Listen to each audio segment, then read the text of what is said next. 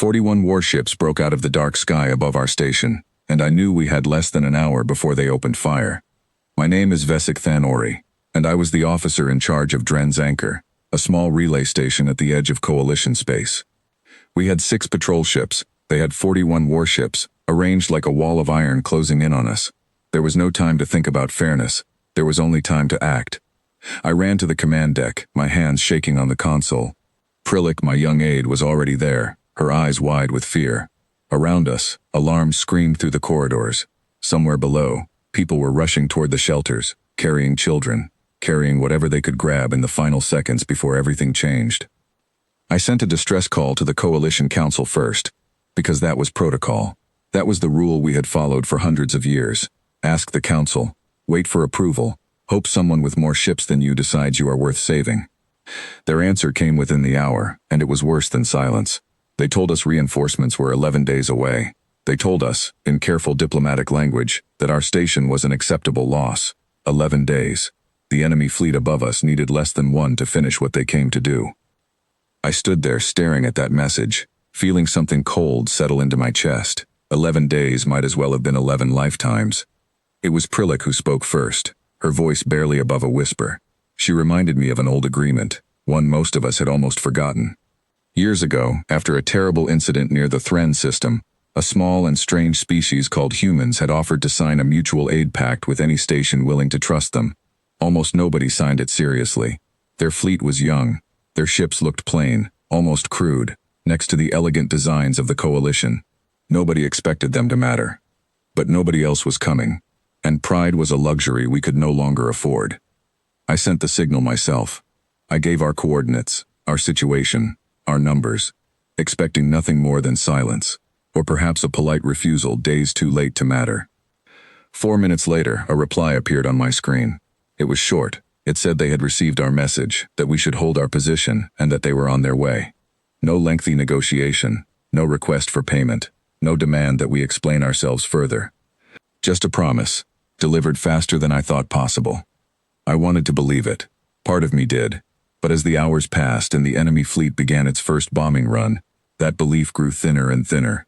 The outer sensor array was the first thing we lost.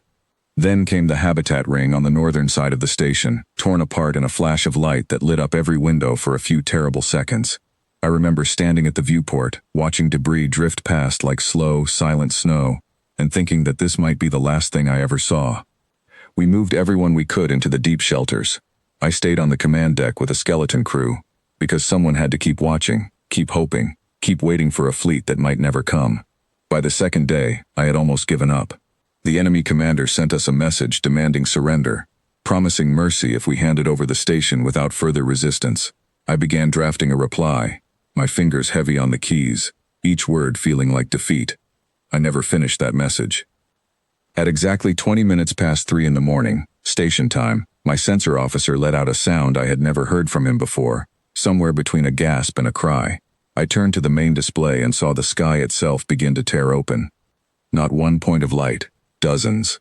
The fabric of space split apart in careful, deliberate patterns, and through each opening came something enormous. Human ships. They were nothing like the sleek, curved designs the Coalition favored. They were blunt, heavy, built with a kind of stubborn strength that seemed to say beauty was never the point. I counted 11 massive vessels before I lost track, each one larger than anything I had seen outside of Coalition core fleets, and behind them came dozens more, smaller but no less determined. The lead ship turned toward the enemy fleet without hesitation. There was no message sent to us first, no time spent explaining their plan, no diplomatic exchange with the enemy before action began.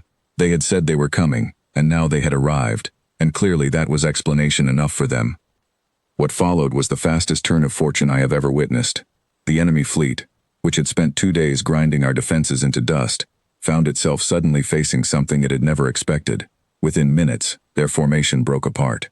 Within half an hour, ships that had seemed unstoppable were retreating in complete disorder, their commanders clearly struggling to understand what kind of force had just arrived in their sky. I watched it all from the command deck, my hands still shaking, though now for a different reason. Prilik stood beside me, tears running down her face, whispering something I couldn't quite hear. I think she was thanking whatever she believed in. The human fleet did not chase the retreating enemy far. They let them run. holding their position around our station like a wall nobody would dare test again. I later learned this was deliberate. A choice made not out of weakness but out of some quiet human wisdom about not pushing a frightened enemy too far. Whatever the reason, it worked. Within hours, the enemy fleet had vanished from our sensors entirely, retreating toward whatever territory they called home. For a long moment, nobody on the command deck said anything at all.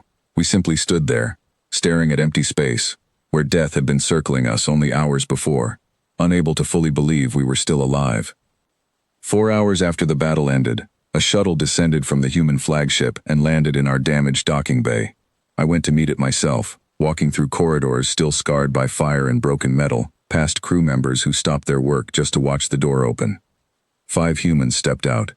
They wore simple uniforms, nothing decorated or ceremonial, nothing that spoke of rank the way coalition officers love to display.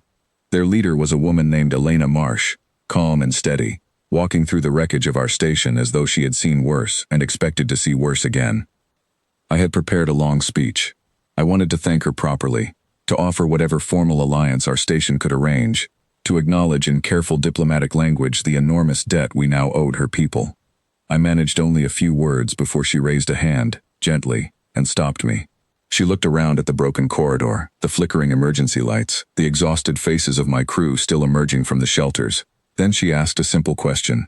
She asked if anyone was hurt, and if we needed their medical teams to help. That was all. No mention of payment, no mention of territory or resources or the endless favors that coalition powers usually demanded after any act of assistance. Just a question about whether people were safe, asked as if the answer mattered more to her than anything else in that moment. I have spent many years dealing with coalition diplomats, with traders who calculate the value of a rescue before they even offer it, with commanders who see every act of kindness as an investment expecting future returns. I understand that world. I have lived inside its rules for my entire career. The humans, it seemed, did not live by those rules at all. When we called for help, they did not ask what we could offer in return. They did not wait for permission from a council, or calculate whether saving us was worth their trouble. They simply came, because we had asked, and because apparently that was enough of a reason for them. Over the following days, human engineers helped repair our damaged systems. Their medical teams treated our injured without ever mentioning cost. Elena Marsh stayed only long enough to make sure our station was stable again, then prepared to leave. Her fleet already needed elsewhere, she said, though she never explained where.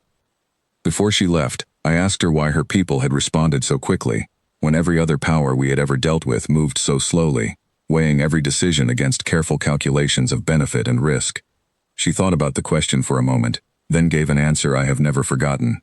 She said that when someone asks for help, the time to decide whether they deserve it is not while they are still in danger. That decision, she said, should have been made long before the emergency ever began. I did not have a response to that. I am not sure any response would have been adequate. After she left, I sat alone in my quarters and thought about everything the coalition had taught me over the years, all the careful rules about leverage and diplomacy, and the true cost of every alliance. None of it explained what I had just witnessed. None of it explained a fleet that crossed real distance in real time, arriving not because treaty law demanded it, but because a promise had been made and someone intended to keep it. I filed my official report to the council the next morning. I described the battle in detail, the numbers, the losses, the timeline of the human fleet's arrival. But I also added something the council did not ask for, a personal note at the end, that I suspected would be quietly ignored by everyone who read it. I wrote that the greatest danger the coalition now faced was not the enemy who had attacked us. It was the mistaken belief that humans could still be treated as small, unimportant, unworthy of serious attention. I wrote that every other power in this region would soon learn what I had learned in the space of a single terrifying night, that when humans promise to come, they come, and nothing in this galaxy seems capable of stopping them once they decide to arrive.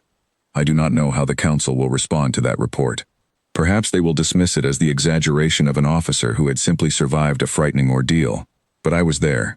I watched a fleet none of us respected turn the tide of a battle we were certain to lose, and I watched their commander ask about the well-being of strangers, before she asked about anything else at all.